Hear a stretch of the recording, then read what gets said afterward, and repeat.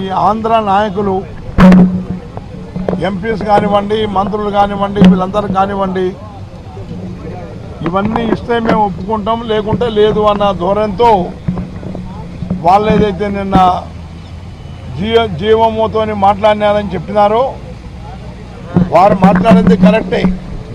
కానీ జీఓఎం ఎట్లా ఒప్పుకుంటుంది? కొన్ని అభ్యంతరకరమైన ఉన్నాయి.